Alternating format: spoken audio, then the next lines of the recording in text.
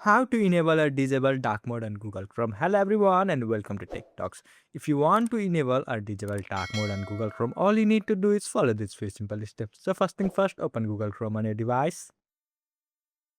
Now here on top right hand side of your screen, you will see these three dots, so tap on it. Now tap on settings and then scroll down all the way to bottom. And here you will find this settings called appearance, so tap on it.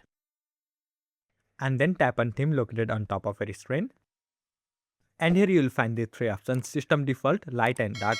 What system default does is set your Google Chrome to whatever your mobile phone is set on. If your mobile phone is enabled with dark mode, then it will simply switch it to dark mode, and same with the light mode. If you specifically want it light or dark mode, simply tap on either light or dark. So this is how you can enable or disable dark mode on Google Chrome. I hope you found this video helpful. Thank you for watching. Follow some more helpful tutorials. Subscribe.